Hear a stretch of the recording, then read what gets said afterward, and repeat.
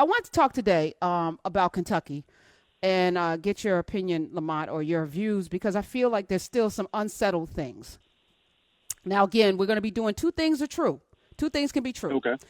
Charles Barkley talked about Breonna Taylor. He talked about police. He said, it's just bad that the young lady lost her life, but we do have to take into account that her boyfriend did shoot at the cops and shot a cop. He's referring to, of course, Breonna Taylor's boyfriend. But let's play the clip so you can hear it out of his mouth. It's bad the young lady lost her life, but we do have to take into account that her boyfriend did shoot at the cops and shot a cop. So, like I say, even though I'm really sorry she lost her life, I don't think that we can just say we can put this in the same situation with George Floyd and Ahmaud Arbery. I just don't believe that. I hear these fools on TV talking about defund the police and things like that. We need police reform and prison reform and things like that. Because you know who ain't gonna defund the cops? White neighborhoods and rich neighborhoods.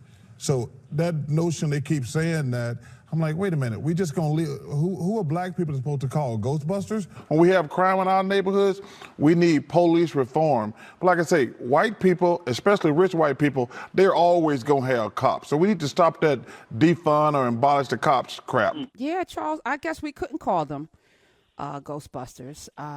So let me ask you this. Let's put on another suit for a second, right, Lamont? Okay. You are a police officer. You are called to this home where there's a person who is of interest, who you have a warrant to come in and get. He is a criminal. You have a warrant that allows you to come in without knocking. You come in, someone shoots at you. What do you do? Probably follow my training. Which is? Let off as many shots as possible until I perceive that there's no longer a threat. Okay. So Follow in my that case, follow your training. Right. Right. So here's a problem with Charles Barkley. First of all, he's not articulate enough to actually have this conversation. So he comes off as being tone deaf and not too informed. When people talk about defunding police, no one's talking about not having police. Listen, Right. I don't know anybody who is listening right now who, if something has happened, somebody robs their home or takes, assaults them, will not dial 911. They expect the police to come. What we don't need or want is for the police to be judge, jury, and executioner, particularly in our neighborhood. And I think we also need to reexamine policing in neighborhoods that they're not familiar with, that they don't live in, that they don't come from. And in this case, I asked this question. If Breonna Taylor were white and if this was a white neighborhood, would the police come in with this kind of reckless abandon? And I would say no. So that's why I always have a problem with this discussion. He's fundamentally correct. The police did what they were trained to do in this situation when someone's firing at them, and they are under the impression that they're entering into a home with a criminal. Now, we know the facts now that Breonna Taylor wasn't a person of interest. Her boyfriend wasn't a person of interest. They were wrong. Oops. But oops means this lady is dead. And there should be an error on the side of caution, not on the side of this is my training. And I also position that if she were white, they would have erred on the side of caution because they concern themselves with white people in terms of value, to the point that even one of the indictments was because bullets went into a white person's apartment. That was that was part of the indictment, that this person, I don't even want to talk about the prosecutor. That was the only charge that he actually got, was wanton endangerment for the errant bullets. That was actually the only charge that he got. So when I say follow the training, and if it was me, I would follow my training, because that's what they do. It's Barkley does sound uninformed, and as much as we like our talking-headed heroes, they miss the mark often, and he's one of them that miss the mark. As good as they are on TV, on Inside TNT, Inside NBA, he misses the mark often. I think he missed the mark on this one because he doesn't know all the facts and the details. I saw a great fact-checking piece on Twitter today that really laid out all of the misconceptions that we've been fed thus far and put them up against facts. And a couple of the things were beyond what the police did when they arrived. It's what they did before and after that really, we as missing when we talk about the case. One being, obtaining a no-knock warrant for a non-violent person of interest, right? There's a procedure on how that usually happens that didn't happen this time. And you're correct. If it was a person of interest or suspect or subject of a raid that was a white lady, it wouldn't happen at 12:45 in the morning. It would have been done differently. This crew that went had prior complaints against them for previous raids done incorrectly.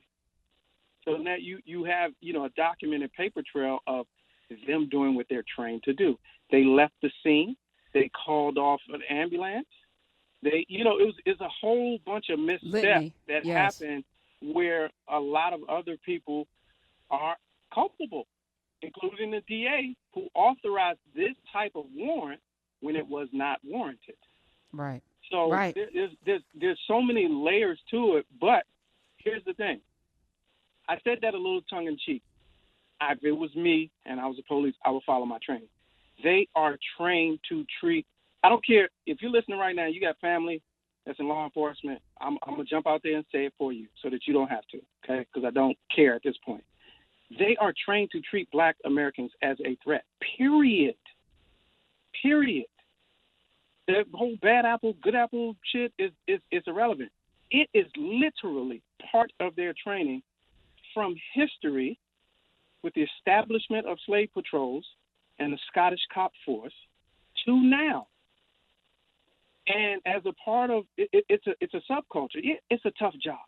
Yeah, it's demanding. Yeah, it's I'm putting my life on the line. Sure. One, you chose it. But two, I have friends in the military who are special forces who kill on a regular basis, and their training requires that they exercise more restraint than your local police officer does. And there's consequences. There's consequences. There are consequences when our military treat or kill innocent people or treat innocent people with reckless abandon. 866-801-8255. You have to follow commands. You have to follow orders. You gotta, you could be being fired upon and still got to get permission to let off. It's just not that way because the violent American culture has created a space where law enforcement is really, it's just escalated into this. I can't even find the words almost because it's just the brutality of that we see often. It's literally look at what we're seeing in LA currently with the executioners, right? And this is all new to us. We don't have all the facts, so I'm gonna speak generally about it. But there's a police force within the police force, and as long as that exists, the citizen, the Black American citizen, there is no protection. Right. There's no protection. And it's so scary. So that's the other thing. I'm gonna need and you know how deep this is, Lamont, that you have Black people, Herschel Walker and all of the Black people that are on Trump's payroll and those that aren't, that just I don't even understand, and Kanye and Charles Barkley and others who have bought into this and they don't even understand the threat, the existential threat against Black. I mean, they don't even get it. And they're out front. They don't have to deal with it.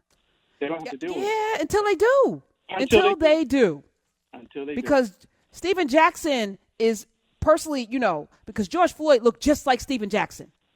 That 8 minutes and 46 seconds could have easily been on Stephen Jackson's neck. 866-801-8255. They don't know how rich you are or how influential you are or how many rings you have or, what championship teams you play. They don't know any of that when they pull you over. And all of the, wait, hold on. In all of the cases, we talked about this with Stephen A. yesterday, that because his encounter never got reported anywhere. So there are all of these encounters of people having guns pulled on them that never get recorded. All these encounters of people being roughed up that folks are like, it's not worth going to court. So they let it go. Like there are millions of those cases that we've never heard of before. And I bet if I which I'm not going to do today, maybe next week. If I open up the line, I think the line would be full of people with police encounters that were never reported. So I just, there's an understory that's not being told. And also, and again, it's several layers. So 7 things can be true. The one piece that really stands out is what actually happened, right? So everybody can pick a side. However, if you were just just whoever you are, and you're in a state where you can defend your home with a firearm legally, and someone busts down the door, whether you heard them say that they're police or not, and you shot back, if you were not black, you would automatically be given, I'm sorry, not shot back. If you shot because you felt that someone was intruding in your home to do you harm, if you shot, you would be given the benefit of the doubt, period. Kyle Rittenhouse is being held as a hero simply because they think he was entitled to do that because he was defending himself. Never mind that he started it, but he defended himself. So in this, Kenneth Walker, regardless of if the situation was wrong, if they if they announced police 1 time or 4 times, or if the neighbors heard or didn't hear, if you are that person in that house in that moment, if you are not black, you are given the benefit of the doubt. Facts. Hell, what's the little girl that went into the crib? Amber Geiger. No. Yeah, she was given the benefit of the doubt because she thought she was at home. Right. And killed Botham Jean. Killed Botham Jean, and I think they're appealing.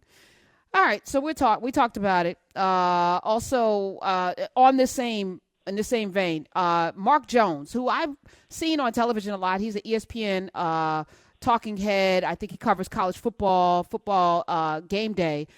He has, in the past had very, wonderful relationships with cops. But now it's coming out because y'all got to realize this period that we're in is unlike any I've ever lived through. It's different. So you can kind of, there was a time when we could kumbaya and everybody was cool. Some of my best friends are whites, and I got all of that. All lives matter. You could say that maybe 5 years ago, and it was okay. I get it. It's a different time now, and I think people are hypersensitive to, first of all, everything that's happened to them and what they're seeing people not respond to, because there's also this underpinning of like, we're over you black people with this protesting. Enough already. And that is making some people really infuriated as well. So Mark Jones tweeted, because they were going to give him a police escort to the game to come. And he said, I'm going to tell my police protection to take the day off. I'd rather not have the officer shoot me because he feared for his life because of my black skin or other dumb ish. I'm not signing my own death certificate. So he is not. Like he's coming. So I'm like, what happened? This is going from 0 to what? Are you nuts? Wow. But as you start to read his tweets, you realize that maybe something happened with this gentleman and police officers. And he does a caveat. There's some white people that I work with that would take a bullet for me. This is not racial because people are coming for him. Anytime black people your cherished black people that you watch every Saturday on your college football game day, you love them because they speak with dulcet tones and they make you feel comfortable. You love those guys, and you probably cheer for them when they were playing football, or you like them because they're, they chuckle. Yeah, this guy, is getting it right now. And he said, I could do without him. Police, he means. Police never saved me, never helped me, never protected me, never taken a bullet for me. They pulled guns on me. Never kept me safe in a protest. Never stopped the racists from taking my Black Lives Matter flag off my house. So apparently something's going down with Mark Jones in the I could do without them. So clearly y'all got to understand, people aren't just waking up crazy. Something's going on.